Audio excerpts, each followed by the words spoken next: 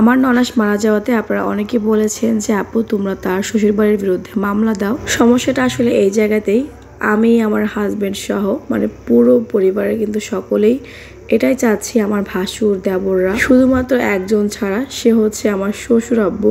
তো উনি কিছুতেই রাজি হচ্ছে না যে ওদের বিরুদ্ধে থানায় গিয়ে কেস করার জন্য। আর সেটার একটাই কারণ, উনি হচ্ছে আমার শ্বশুরের আপন বোন, মানে ননাসের শাশুড়ি। ননাসের বিয়ে হয়েছে ফুফাতো ভাইয়ের সাথে। তো একদিকে যেমন সে শাশুড়ি, অন্যদিকে কিন্তু আমার ফুফু হয়।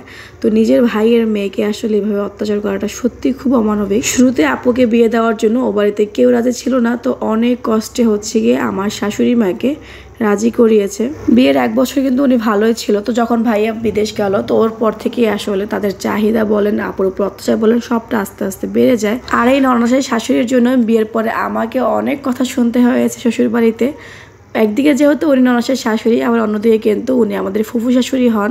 ফুফি শাশুড়ি হয় উনি আমার সাথে যা যা ব্যবহার করেছে, আমার নিজের শাশুড়ি কিন্তু ওরকমের কোনোদিনও করেনি। তো যাই হোক, আমার শ্বশুর কিন্তু কিছুতেই রাজি না তার বোনের বিরুদ্ধে মামলা দিতে। কেন, যদি তার বোনের বিরুদ্ধে মামলা যায় তাহলে 1 নম্বর আসামি হবে হচ্ছে ননাসের হাজবেন্ড, মানে হচ্ছে আমার শ্বশুরের বোনের ছেলে।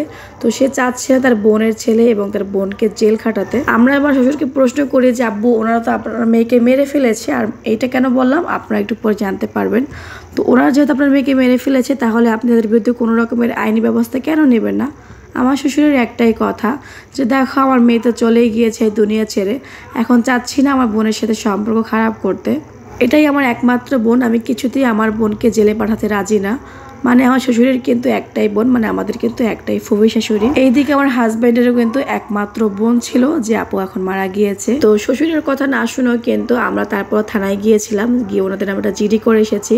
তো এরপরে পুলিশ কিন্তু এসে তারপরে ওদের বাড়ি তদন্ত করে। ওইখান থেকে কিন্তু আমরা একটা ইনফরমেশন পাই, আর তা হচ্ছে আপু যেহেতু তার শ্বশুর বাড়িতে বসে স্ট্রোক করে, তো স্ট্রোক করার পর যদি সঙ্গে সঙ্গে তাকে হাসপাতালে নিয়ে ভর্তি করানো হতো, তাহলে কিন্তু আপু আজকে আমাদের মাঝেই থাকতো এবং বেঁচে থাকতো। কিন্তু ননাসের শাশুড়ি কিন্তু সঙ্গে সঙ্গে তাকে হাসপাতালে নিয়ে যায়নি। এই কথা বলেছে হচ্ছে কি ননাসের যে আপন যা রয়েছে উনি। ননাসের যা আবার ভীষণ ভালো, একদম মিশুক ছিল, কিন্তু ওই যে ননাসের শাশুড়ির কাছে তিনি অত্যাচারিত। আপু যে স্ট্রোক করেছে এটা কিন্তু ননাসের শাশুড়ি স্পষ্ট হয়ে বুঝেছিল। তো উনি করছিল কি, ননাসের হাত পা টানছিল আর বলছিল যে এখন হাসপাতালে নেওয়ার দরকার নাই, দেখি এখানে বসে ঠিক হয় কিনা। আর ওই সময় নাকি আপুর হাত পা একদম সোজা হয়ে যাচ্ছিল, সেই সাথে আপুর শরীর প্রচুর পরিমাণে ঘাম দিচ্ছিল। ওটা দেখেই কিন্তু আপুর যা বলেছিল যে ওকে রাতে হাসপাতালে ভর্তি করান। তো এর পরবর্তীতে হচ্ছে গিয়ে আস্তে ধীরে লোক এনে তারপরে আমাদের এখানে এটাকে আলফা বলা হয়, তো আলফায় করে হচ্ছে গিয়ে তারপরে আপুকে হাসপাতালে নেওয়া। এইসব করতে করতে কিন্তু অনেকটা সময় চলে যায়। এই যে আজকে আপু মারা গেল, তার 3টা বাচ্চাকে অসহায় করে, এর পেছনে কোনো না কোনো ভাবে কিন্তু তার শাশুড়ি দেয়। ওই সময় শুধুমাত্র আপুর শাশুড়ির ঘাটতারামির কারণে কিন্তু ওনাকে হাসপাতালের সঙ্গে সঙ্গে নেওয়া হয়নি। আপু মারা গিয়েছে আজকে 5 দিন। তো ভাইয়া হচ্ছে গতকালকে দেশে এসেছে। তো আসার পর থেকে তার বাড়ির লোক সবাই বলছে যে ঠিক আছে, এখন তোকে আবার নতুন করে বিয়ে করতে হবে, নতুন করে জীবন শুরু করতে হবে। এইদিকে আপু মারা গিয়েছে আজকে 5 দিন, এখন পর্যন্ত বাইরে থেকে শোকটাই কিন্তু দূর হলো না। যেহেতু উনি 3 মাসের ছুটিতে এসেছে, তো বলছে তো এই 3 মাসের ভিতরে বিয়ে করে বউকে বাড়ি রেখে তুই তারপরে আবার বিদেশ যাবি। এই কথা হচ্ছে ননাসের শাশুড়ি। তো উনি যেহেতু আমার শ্বশুরের বোন, এই ক্ষেত্রে সব দিক থেকে উনি মাফ পেয়ে যাচ্ছে। আর এইদিকে এইগুলো কথাবার্তা শুনে আমাদের ভীষণ পরিমাণে রাগ হচ্ছে। এত কিছুর পরেও বলছে আমার শ্বশুর যে তাহলে কি আমার বোনের ছেলে সারা জীবন একা থাকবে, আমার মেয়ের জন্য কি সে সারা জীবন সুখ পালন করবে?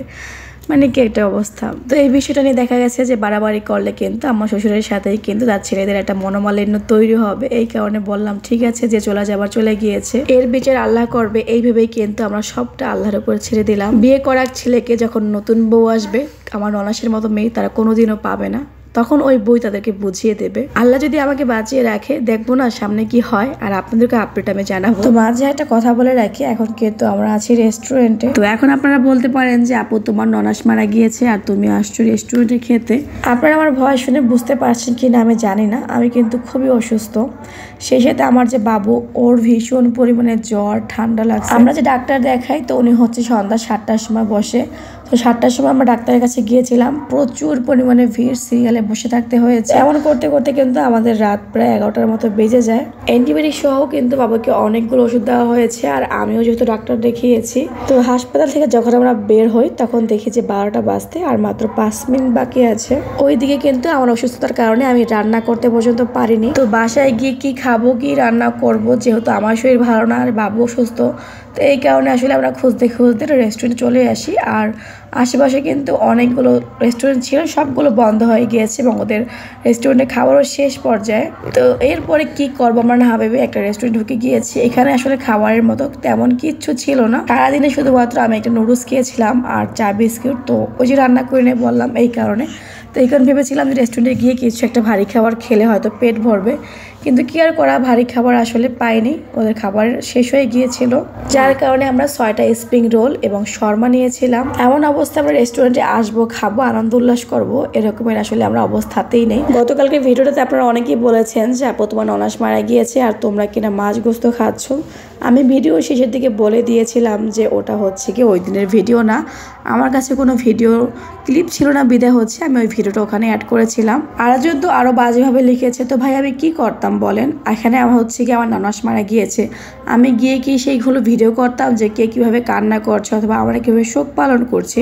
আমার কি ওইগুলো ভিডিওতে দেখার উচিত ছিল? আপনারা না হয় বলবেন। বাড়িতে একটা মানুষ মারা গিয়েছে আর আমি কিনা সেখানে একটা ভিডিও বানাতাম। তো যাই হোক, এটা আসলে সবাই বুঝবে না বা আমার সিচুয়েশনটাও কেউ বুঝতে পারবে না। আপনার ভিতরে কি চলছে বা আপনি কোন পরিস্থিতির মধ্যে দিয়ে যাচ্ছেন সেটা কিন্তু অপর প্রান্তের মানুষটা কোনোদিনও বুঝবে না, যারটা আসলে সেই বুঝে। এতদিন এটা আমার কাছে ছিল হচ্ছে ননাসের দেওয়া উপহার, কিন্তু এটা এখন হয়ে গিয়েছে ননাসের দেওয়া শেষ স্মৃতি। ননাসের হাজব্যান্ডের প্রচুর টাকা, তার হচ্ছে দেশের বাইরে নিজের গ্যারেজ আছে, তো সেক্ষেত্রে কিন্তু সে প্রচুর টাকা ইনকাম করে, কিন্তু ননাসের শাশুড়ির প্রচুর লোভ, সে শুধু চিন্তায় থাকতো কখন মানে কিভাবে আমার শ্বশুরের কাছ থেকে জিনিসপত্র আদায় করবে।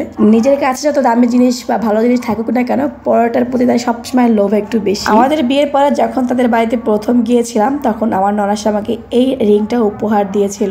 আপু সবসময় বলতো যে আমার 3 ভাইয়ের বউয়ের থেকে তুই হচ্ছে আমার কাছে সব থেকে বেশি কাছের এবং আদরের। যেহেতু আমি ঢাকা থাকি, তো আপু আমাকে সবসময় বলতো যে আয় বাড়িতে আয়, আমরা একসাথে ঈদ করি, আনন্দ করি। কিন্তু আমার হাজব্যান্ডের ব্যস্ততার কারণে কিন্তু অনেক সময় যেতে পারতাম না। তখন আপু বলতো যে এখন আমি বেঁচে আছি বলে তোদের এত ডাকি, যখন আমি থাকবো না তখন তোদের ডাকার মতো কেউ থাকবে না।